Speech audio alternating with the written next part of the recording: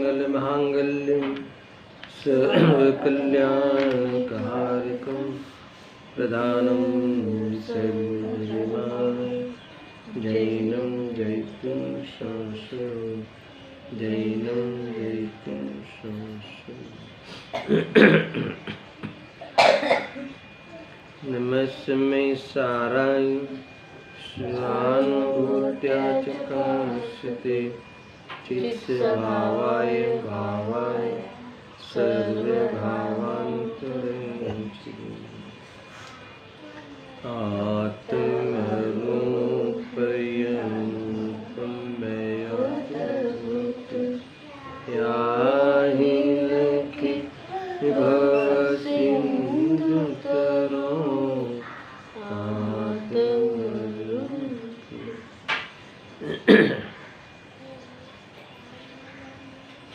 समय सार बंद अधिकार।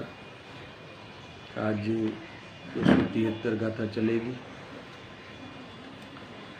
इस गाथा कैसे आई, वह पूर्व की गाथा की ओर से हम विचार कर सकते हैं। 272 गाथा में आचार्य देव ने इस बात पे बहुत वजन दिया कि व्यवहार ने निषिद्धने योग्य ही है। क्या कहा कि व्यवहार ने निषेध करने योग्य ही है।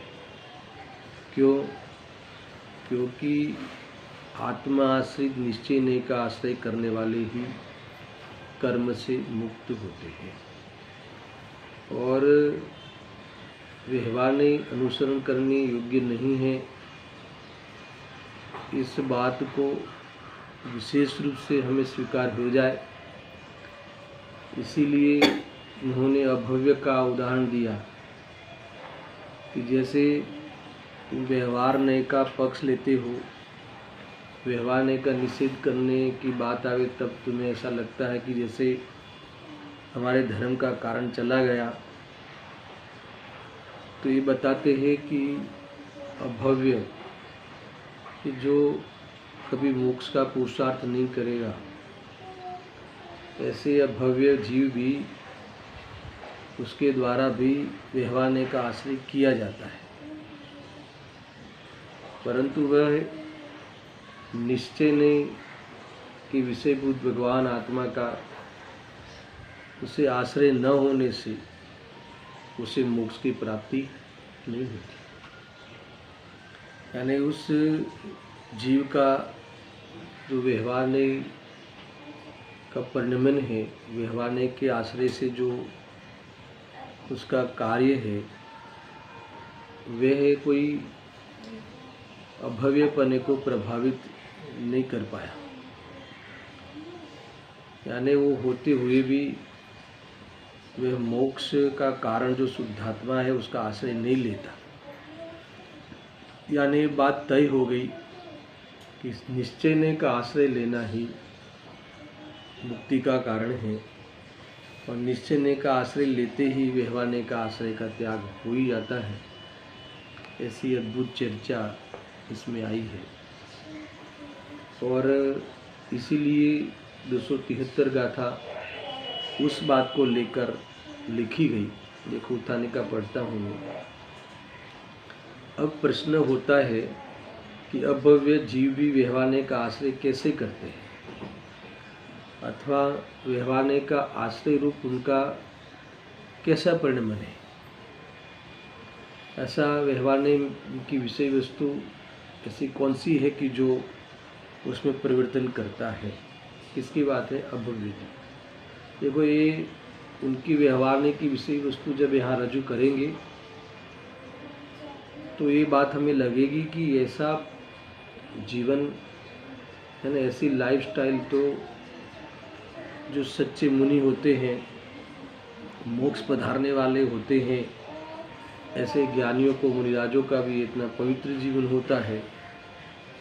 वैसा ही पवित्र जीवन, वैसा ही उसकी जीवनचर्या अभव्य की भी होती है। फिर भी अज्ञानी रहता है। अर्थात क्यों रहता है? क्योंकि वो शुद्धात्मा की तरफ नहीं दिखता, निश्चय कारण नहीं देता, परमार्थ कारण नहीं देता, इसीलिए वह मुक्ति को प्राप्त नहीं होता। क्योंकि अभव्य तो एक ऐसा उदाहरण है कि वो कभी भी वो शुद्धात्मा की तरफ नहीं देखने वाला है। और जो कभी भी शुद्धात्मा की तरफ देखने वाला नहीं हो, सुनना मेरा से, तो भी अगर वो, फिर भी अगर वो कितना भी आचरण कर लेवे, जिनाज्ञा के अनुसार बाह्य आचरण कर लेवे, तो भी कार्यकारी नहीं होता। यानी इसमें से ये सीख लेनी है कि अगर कोई भव्य जीव भी हो, वो भी अगर इसकी तरह अगर आचरण मात्र कर लेवे और निश्चय नय का आश्रय न लेवे, व्यवहार नय को का पक्ष न छोड़े और व्यवहार नय का आश्रय न छोड़े, तो मुक्ति को प्राप्त नहीं होगा। ये बात मुख्य यहाँ उनको नक्की करानी है। देखो,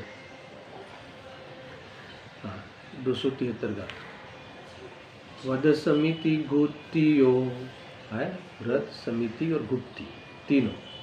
व्रत समिति गुप्तियो शील तव जिणवरे हि पण्णत्तम कुर्वन्तो व्यभवो अन्नानि निच्छदीठिदुम् जिणवर प्ररूपित व्रत समिति गोप्तिरवरु तपशील को करता हुआ भी अभव्य जीव अज्ञानी मिथ्या दृष्टि है। सरल है, क्या नहीं करता? आचरण में वह पराकाष्ठा कि जो बाह्य में भावलिंगी संत को होता है ऐसा आचरण करता है, फिर भी ऐसा करता हुआ भी वह अभव्य जीव मिथ्या दृष्टि ही रहता है, अज्ञानी ही रहता है। क्यों? क्योंकि सुधने का विषय बुद्ध भगवान आत्मा को वो नहीं देखता, उसका आश्रय नहीं लेता। ये बात यहाँ कही। देखो, यहाँ ये जो अभव्य जीव की बात कही है, तो ये अभव्य का स्वरूप क्या है? अभव्य एक पारणामिक भाव का भेद है, पहले समझना। मिथ्यात्व अलग है, अभव्यत्व अलग है। अभव्यत्व कभी मिथ्यात्व को नहीं छोड़ता, वो अलग बात है, पर अभव्यत्व पारणामिक भाव जगह उसको ख्याल में है ना? क्या कहा? अभव्यत्व देखो, पारणामिक भाव एक तो जीवत्व रूप से है, एक भव्यत्व रूप से, एक अभव्यत्व रूप से है। तो जीवत्व रूप जो सुधने का विषय बुद्ध भगवान आत्मा, अथवा जो जीवत्व रूप पारणामिक भाव, वो त्रिकाली जो है, वो तो द्रव्य रूप है। मेरे 10 प्राण रूप जीवत्व, फिर भव्यत्व और अभव्यत्व पर्याय रूप है।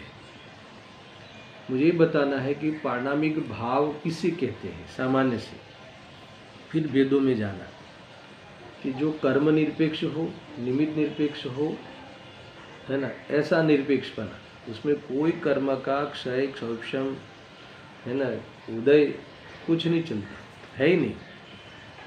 यानी एक प्रकार से स्वभाव है,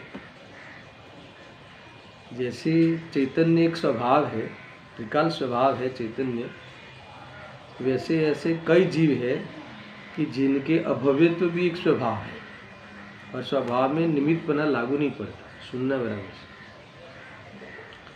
मगर ये अभव्य जो स्वभाव है वो पर्याय रूप है, अर्थात पर्याय की योग्यता रूप है, और ये योग्यता त्रिकाल है ना। इसमें कोई कर्म का कोई निमित्तपना लागू नहीं पड़ता, और ये पर्याय रूप होने से ये अशुद्ध पारिणामिक भाव कहा, समझ में आया ना। तो इसीलिए एक तो अभव्यत्व रूप है, मिथ्यात्व अलग चीज है, अभव्यत्व अलग चीज है। मिथ्यात्व 5 भावों में से कौन सा भाव है? उदिक भाव है। और अभव्यत्व 5 भाव में से कौन सा भाव है? पारिणामिक भाव। दोनों में अलग अलग चीज है, थोड़ा सा मैं ज्ञान कराता हूँ। मैं अभव्यत्व पर्याय की ऐसी योग्यता है उस जीव की कि जो कभी मोक्ष का पुरुषार्थ करेगा ही नहीं। सुनना, भले बाह्य में मुनि दशा ले लेंगे, गजब की बात है ना, और निरतिचार पालन करे बाह्य में, फिर भी उसकी पर्यागत योग्यता ऐसी ही है कि वो कभी आत्मा का पुरुषार्थ नहीं करेगा।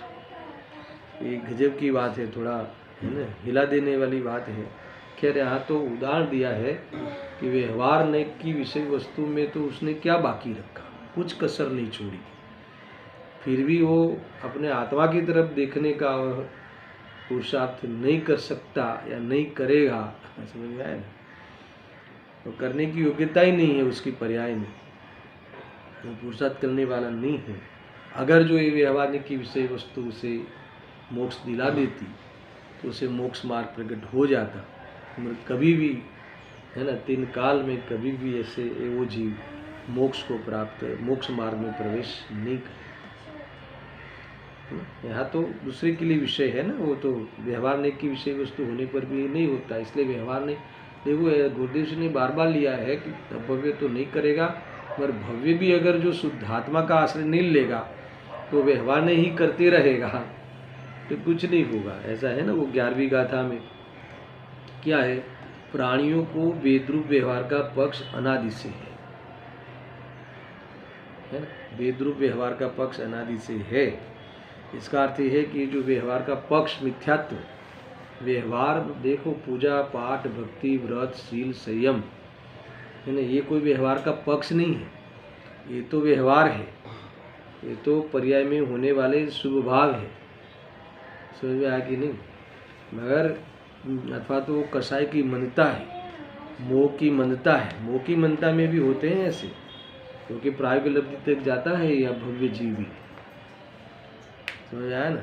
मोह की मनता उस क्वालिटी की हुई है कि वो प्रायोगिक लब्धि तक आ जाए, तब तक वो पढ़ता है, निर्णय करता है, प्रतीति नहीं करता, उससे आगे नहीं जाता। विचार तो करो,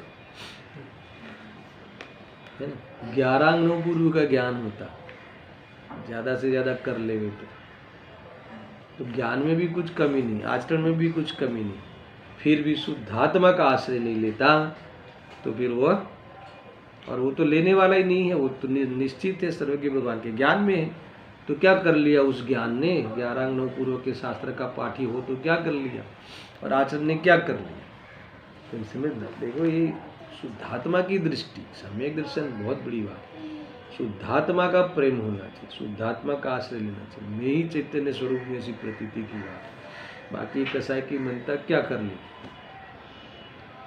कोई इस मुक्ति के मार्ग में वह कसाई की मनता वास्तव में उसका कोई वैल्यू नहीं है, कसाई के अभाव की वैल्यू है। तुम कसाई की मनता कितनी भी कर दो, कुछ नहीं, अभाव किया कि नहीं किया, पहले दृष्टि छोड़ी कि नहीं छोड़ी, कसाई की दृष्टि छूटनी चाहिए। लेशिया का प्रकरण सुना होगा आपने, लेशिया है ना, देखो 7वीं नरक का नारकी, वो सम्यक दर्शन ले लेता है, सुनना बराबर से, तो वहाँ लेशिया कौन सी है, कृष्ण लेशिया, ठीक है। यानी इतनी कषाय की तीव्रता है। और कोई मान लो कि देवगति का देव, सर्वासिद्धि का ले लो, देवगति का देव, तो वहाँ कौन सी लेस्या है? शुक्ल लेस्या। तो सुनना बराबर, तो वहाँ सम्यक दर्शन भी है और शुक्ल लेस्या भी है। तो देवगति का जो देव है, तो उसे जो शुक्ल लेस्या है, शुक्ल लेस्या यानी कितने भद्र परिणाम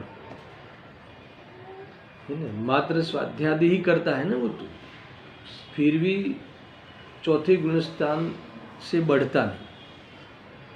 सुनना, चौथे गुणस्थान से आगे बढ़ता नहीं, और सातवीं नरक वाला कृष्ण लेस्या के सहित होने पर भी वो कृष्ण लेस्या के कारण चौथे गुणस्थान से गिरता नहीं। हमने क्या कहा है ना, वहां से पढ़ता नहीं, यानी क्या कर लिया उस परिणाम ने, और क्या कर लिया उस सुख परिणाम ने, है ना, वो सम्यक दर्शन पे प्रभाव नहीं कर सकता। या ये कहते हैं, यानी कषाय की मनता की कोई कीमत नहीं है। यानी जब आत्मदृष्टि की बात आवे तो व्रत तो करने पड़ेंगे ना, ये तो करना पड़ेगा ना। अरे तुझे उसकी दृष्टि रहेगी तब तक तू आत्मा को नहीं देख पाएगा, जब तक, क्योंकि दृष्टि में एक बसता है, दृष्टि में दो नहीं बसता।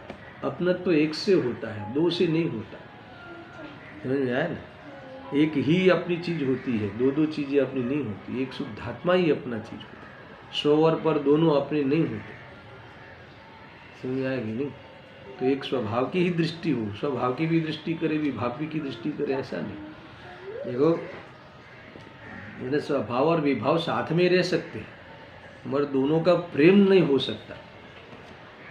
क्या कहा? प्रेम तो या स्वभाव का होगा या विभाव का होगा।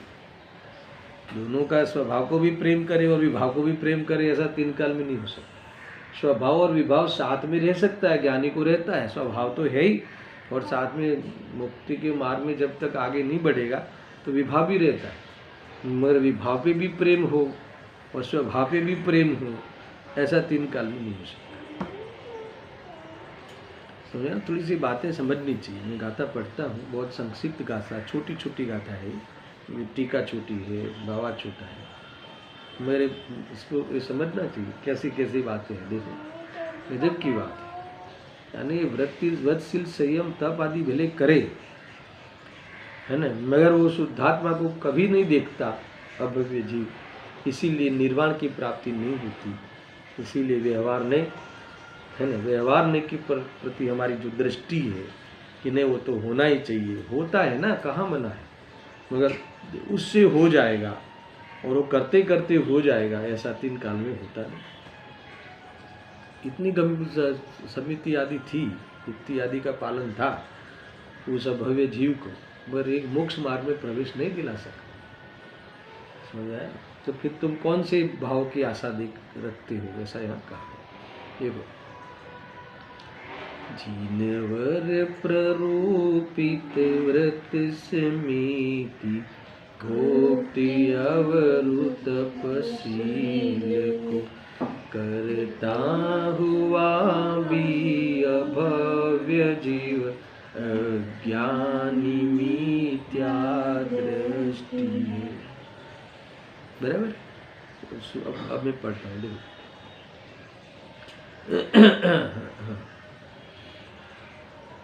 जिनेन्द्र देव के द्वारा कथित व्रत समिति गुप्ती शील और तप करता हुआ भी अभव्य जीव अज्ञानी और मिथ्या दृष्टि। इतना ही कहा। देखो कितनी बातें कही है। जिनेन्द्र भगवान के द्वारा कथित, यानी भगवान ने जो व्रत समिति कहा है ना, तप आदि कहा है, ऐसा ही करता है। बहुत बड़ी बात है। जीन आज्ञा के अनुसार, यानी वो व्रत तप जो कर रहा है, व्रत तप तो सही है, ये कहना है। जो अन्य संप्रदाय में जो व्रत तप कहे हो, ऐसे व्रत तप नहीं करता है, पूतप नहीं करता है। अन्य जगह पे तो व्रत आदि में तो बहुत गड़बड़ है ना, साबूदाना की खिचड़ी खा के व्रत करते हैं, है ना। उनके वहाँ तो व्रत में क्या करते हैं, आज हमारा व्रत है, आज हमें मात्र आलू का चिप्स खा सकते हैं, तो ऐसे ये व्रत वाली बात यार नहीं है। वहाँ तो वो तप भी सब कुतप है ना, एक पैर पे खड़ा रहेगा, झाड़ पे बैठा रहेगा, है ना, आज मुझे जमीन को नहीं छूना है, नीचे नहीं उतरना है, खड्डे के अंदर बैठ जाएगा, ऐसे वो वाली तप नहीं है यहाँ। जो अभी तो गुरुदेव जी पूरे तप को गिनाने वाले हैं, और पता नहीं उन्होंने तो पूरे व्रतों का जो स्वरूप भी बताया, और फिर कोई ऐसा तप करता भी हो और फिर भी तो भी अगर जो शुद्धात्मा की दृष्टि नहीं है तो वह अज्ञानी है, मिथ्या दृष्टि है, मुक्ति के मार्ग का अधिकारी नहीं है। कैसी बात है, देखो यहाँ तुम सम्यक दृष्टि को बिठा सकते हो। देखो अपन लेवे जिनेंद्र के द्वारा कथित व्रत समिति गुप्तिशील और तप करता हुआ भी, है ना, आत्मा की दृष्टि नहीं करता तो मिथ्या दृष्टि है, अज्ञानी ही है, ठीक है ना। अब तुम ऐसा ले लो कि 6 खंड के विभूति के साथ होने पर भी 96,000 रानियों के बीच में खड़ा होने पर भी, समझ में आया ना, जिसके आत्मा पे दृष्टि है ना, उस भोगों पे अर्थात उस परद्रव्य पे दृष्टि नहीं है, तो वह जीव ज्ञानी है, सम्यक दृष्टि है। गजब की बात। यहाँ कहते हैं कि व्रतशील संयम आदि करे तो भी अज्ञानी ही है, लिखा ना, तब भी अज्ञानी है, मिथ्या दृष्टि है। और वो 6 खंड को जीतने निकला है, युद्ध कर रहा है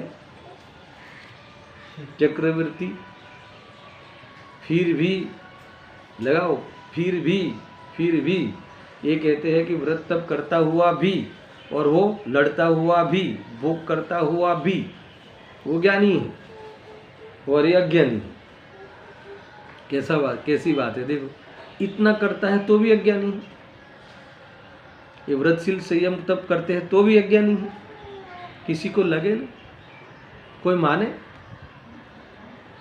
11 अंग 9 पूर्व का ज्ञान हो, बड़ी बड़ी सभाओं का संबोधन करते हो, ज्ञान में भी कोई कमी नहीं दिखती उसमें मान लो, और कुनकुन देव से भी ज्यादा ज्ञान हो। कुनकुन देव को तो 1 अंग का भी ज्ञान नहीं था ना, पूर्ण रूप से तो नहीं था, तुम समझ लो।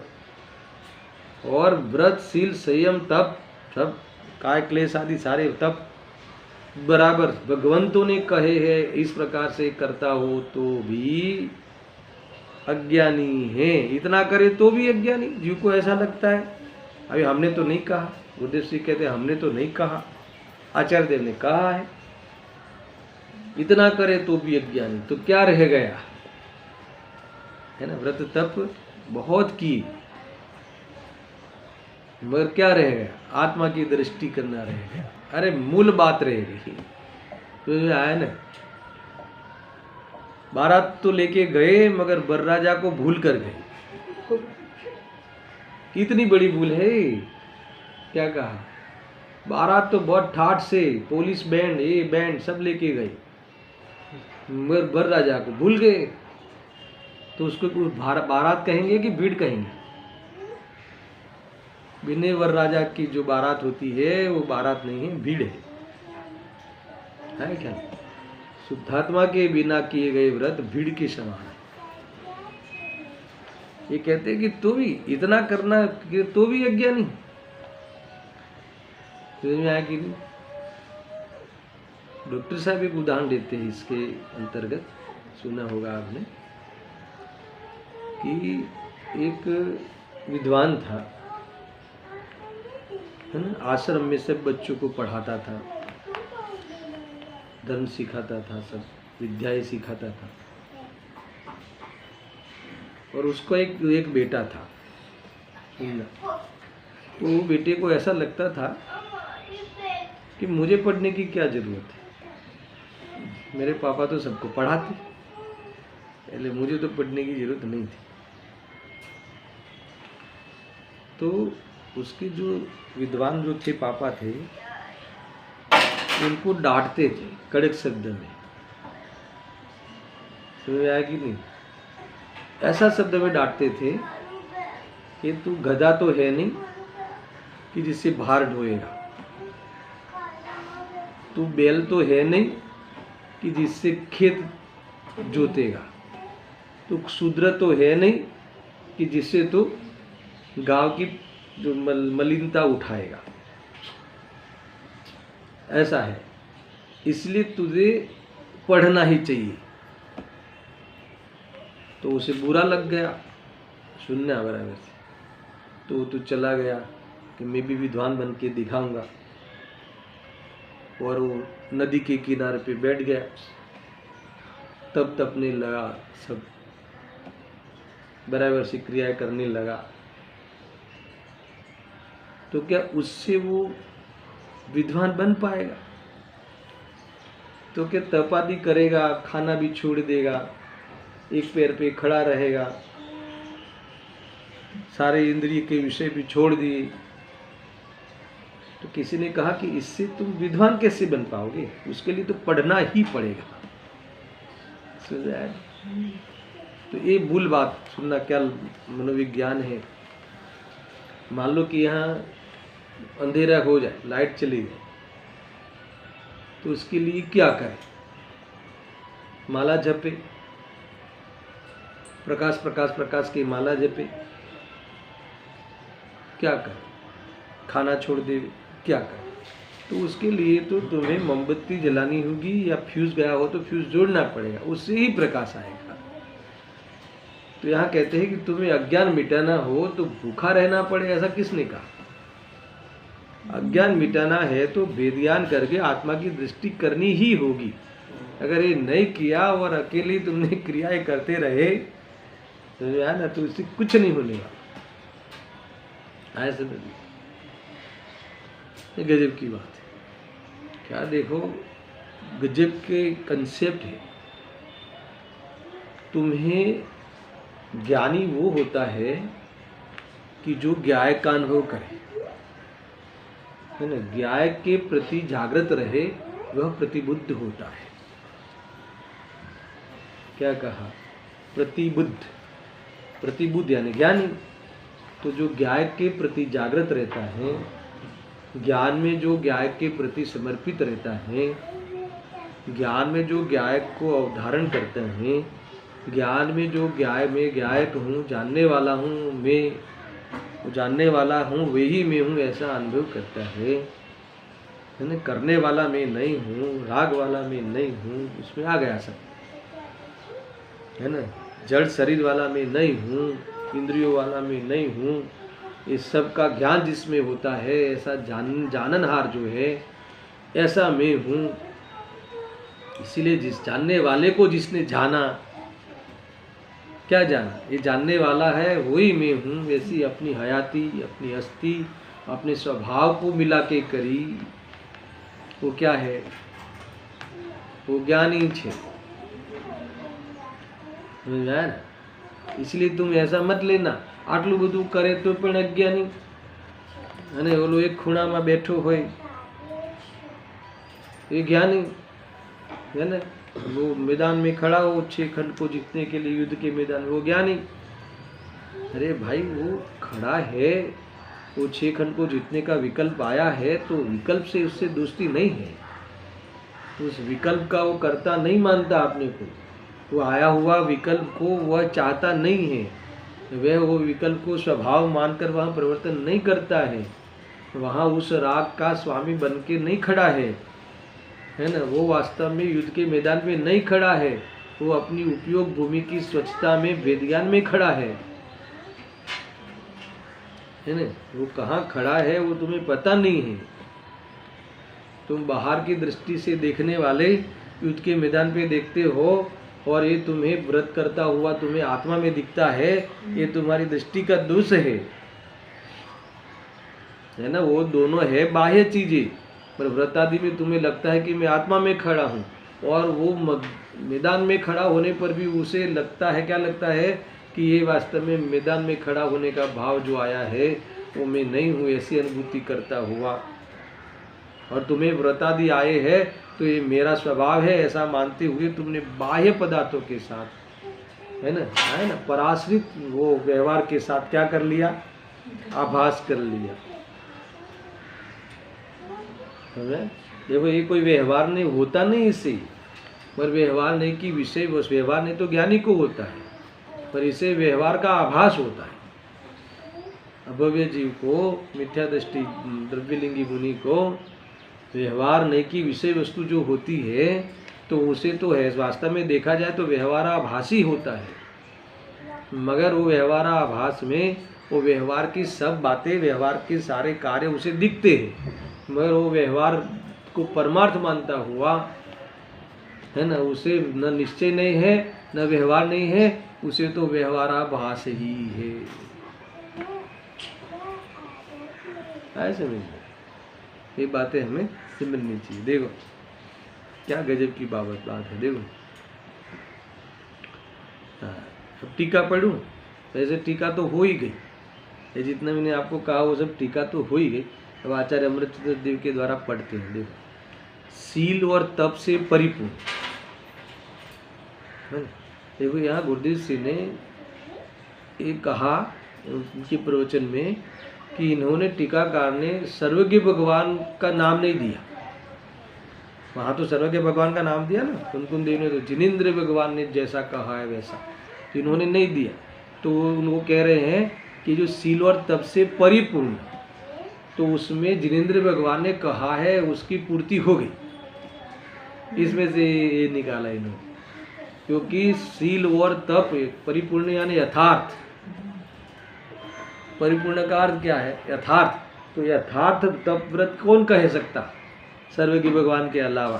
तो परिपूर्ण शब्द जिनेंद्र भगवान ने कहा है, इस बात की पूर्ति कर ली, ऐसा अर्थ निकालते गुरुदेव। आज पढ़ा मैंने, सुबह पढ़ा है।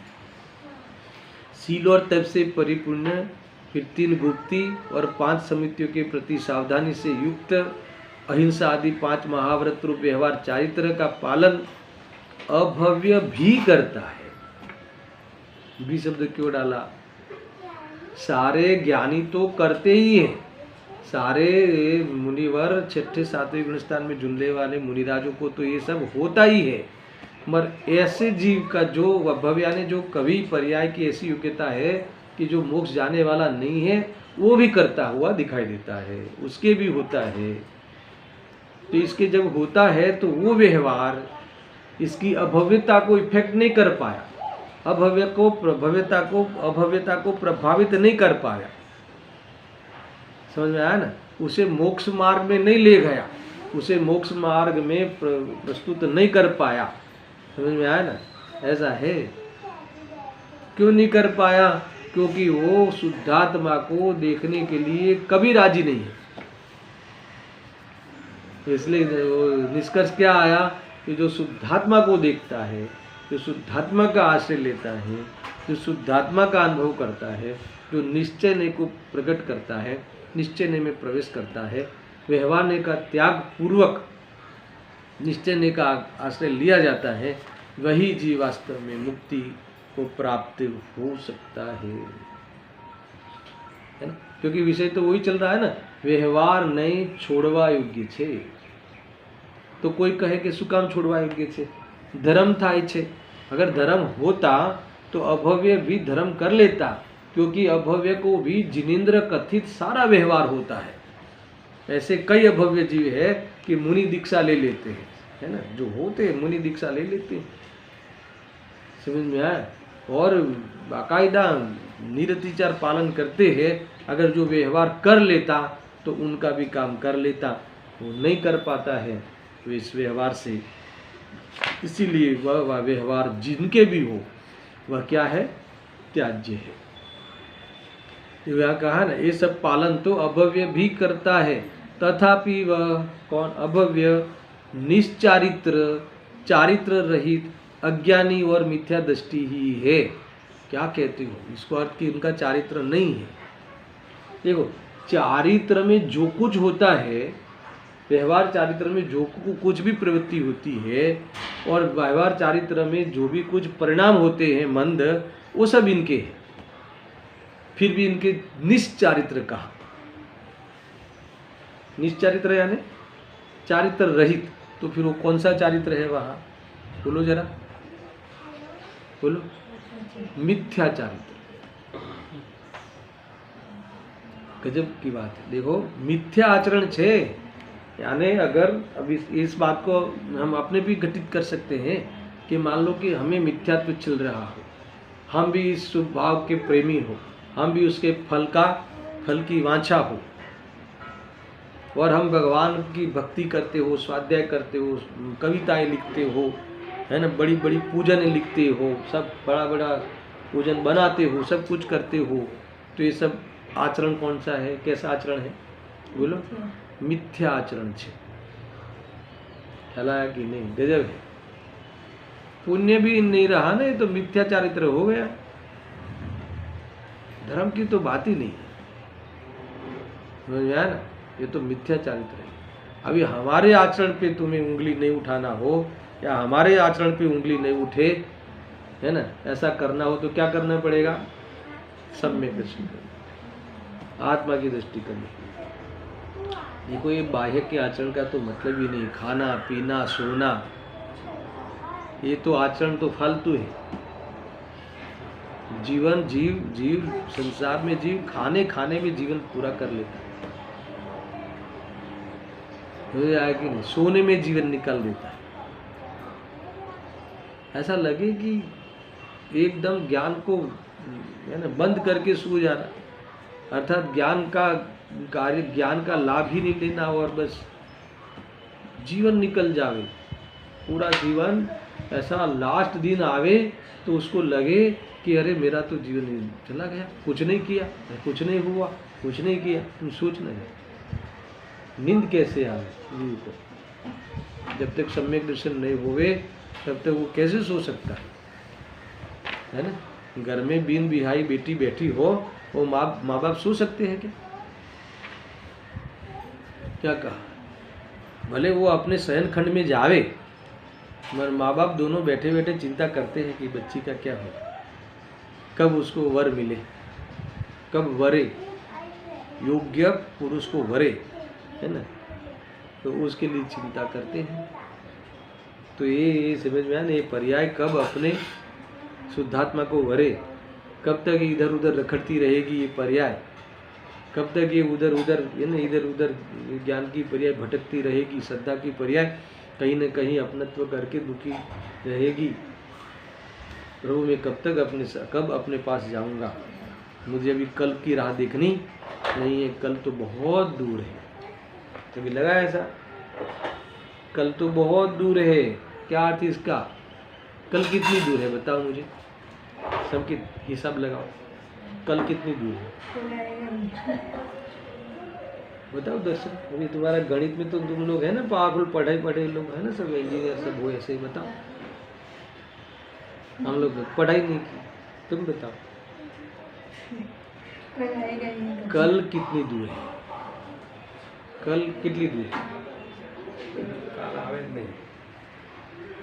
नहीं समझ में?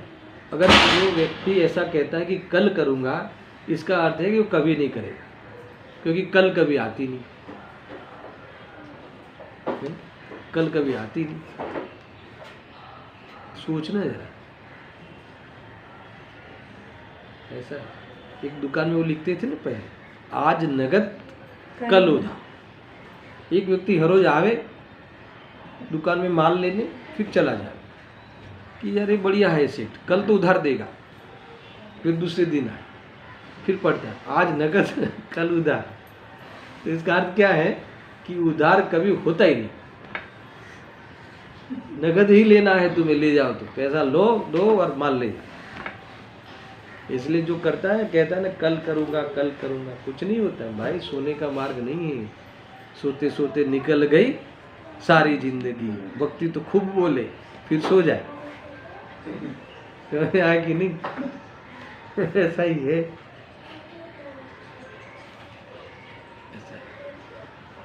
वास्तव में गंभीरता चाहिए, वास्तव में गंभीरता चाहिए।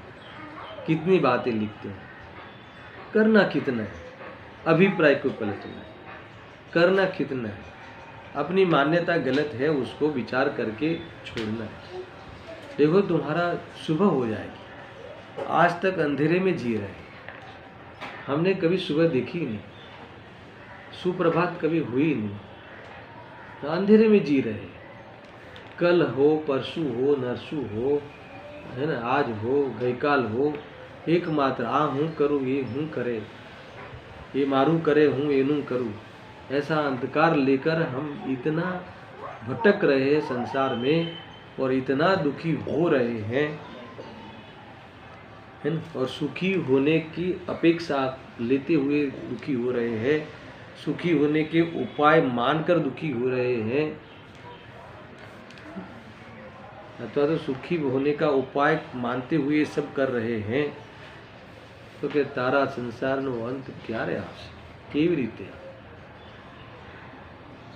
सोचना भाई। यहाँ तो कहते हैं कि ये व्रत, शील, संयम, तप, त्याग अरविंद भगवान ने जेવું કીધું છે ऐसा पालन अभव्य भी करता है, तथापि वह अभव्य निश्चारित्र छे, अज्ञानी और मिथ्या दृष्टि ही है। क्योंकि निश्चय चारित्र रूप श्रद्धान ज्ञान से शून्य है। ये लिखा, निश्चय चारित्र के कारण रूप, निश्चय चारित्र के अथवा तो आत्मा में स्थिर होने के कारण रूप, है ना, श्रद्धान ज्ञान से शून्य है। समझ में आया? यानी उसने निश्चय नहीं की विषय वस्तु को परखी ही नहीं है, अपना परिचय किया ही नहीं है। ऐसा है। क्या काम आएगा, क्या काम आएगा बताओ संकित। हमें हमारे जीवन में बहुत संयोग बढ़े, बहुत धन आदि बढ़े, बहुत पुत्र पौत्री आदि बढ़े, बहुत इज्जत शोहरत बढ़े, वो हमारे क्या काम आएगा? एक बार सोचो जरा, क्या काम? 1,00,000 फुट की इंडस्ट्री हमारे संयोग में आवे, है ना, 1,00,000 फुट का बंगला हमारे संयोग में आवे, वो हमारे क्या काम आवे? क्या हमें एक श्वास दे सकता है? हमारा इस आयु का एक श्वास वो दे सकता है? क्या हमें वो सम्यक दर्शन दिला सकता है? अरे उससे तो भेद ज्ञान करने का नाम सम्यक दर्शन है। समझ में आया? और हम उसी को लेकर हम कहते हैं कि हम सुखी हो जावे या धर्म कर लेंगे। कैसे हो? कैसे हो? और सारा का सारा हमारा उपयोग हम उसी में निकाल देते हैं। यहाँ कहते हैं कि ये तो बहुत दूर की बात है, मगर तुम इस धर्म के क्षेत्र में आकर भी तुम बाह्य जो आडंबर है, बाह्य आचरण है, वो पूरा ग्रहण कर ले, और वो जिसके लिए वो किया था, जिसके लिए हमने ग्रह दशा का त्याग किया था, स्वभाव का सन्मुख रहना, स्वभाव की सेवा करना, स्वभाव का सेवन करने के लिए हमारे विकल्प को वहाँ नहीं बढ़ाया था, हमारे विकल्प में निमित्त बनने वाले प्रोग्राम में से हमने, है ना, निवृत्ति ली थी, मगर तुमने यहाँ आके भी इस संबंधी बाह्य विकल्पों में ही रह गया, है ना, और स्वरूप की स्थिरता का आधार जो आत्मा था, न उसका ज्ञान किया, न उसका श्रद्धान किया, है ना, न ज्ञान श्रद्धान किया। એટલે यहाँ कहे छे कि वो अज्ञानी ही है और मिथ्या दृष्टि ही है। समझ में आया? गजब की बात है भाई। देखो भावार्थ पर सेम है, बस यही बात है, बार बार वही कहेंगे। और क्या है? जीवन ऐसे पानी में बह रहा है, गटरों में जा रहा है, कुछ नहीं है, है ना? ऐसा बस सोना नहीं चाहिए, एकदम जैसा बेहोश हो जाता है, मुर्दे की जैसे हो जाता है। ऐसा लगे कि अभी शायद इसको 4 आदमी की जरूरत है उठाने के लिए, ऐसा लगता जीव मरा हुआ दिखता है। सोने में क्या लगता है? हमारे लिए रात क्या और हमारे लिए दिन क्या? हमें इस नींद में समय नहीं गंवाना चाहिए। मोह नींद तो है ही, और फिर वो शारीरिक नींद में वो मोहनिंद के अभाव का प्रसंग भी छूट जाता है। सोते सोते वेद ज्ञान नहीं होता। वेद ज्ञान हो जाए फिर सोया हुआ हो तो भी चलता है, वेद ज्ञान चलता है। क्या गजब की बात है। हाँ, नींद में, माँ के गर्भ में एक बार आत्मदृष्टि हो जाए तो वेद ज्ञान चलता है, आत्मा का आनंद चलता है। वो जाग गया, आंखें बंद हो एक आध महीने के गर्भ में तो आँख अब जो पर्याप्त जैसे डेवलप होती होगी, समझ में आया कि नहीं, तब भी वो जागृत है। भाई सुनो क्या स्वरूप है, देखो मैं भावार्थ पढ़ता हूँ। अभव्य जीव महाव्रत समिति गुप्ती रूप व्यवहार चारित्र का पालन करे, तथापि निश्चय सम्यक ज्ञान श्रद्धान के बिना वह चारित्र सम्यक चारित्र नाम को प्राप्त नहीं होता, यानी मिथ्या चारित्र है। इसीलिए वह अज्ञानी मिथ्या दृष्टि और निश्चय चारित्र ही निश्चारित्र, निश्चय नहीं, निश्चारित्र यानी मिथ्या चारित्र ही है, चारित्र नहीं है, चारित्रहीन लिखा, चारित्रहीन है, गजब है।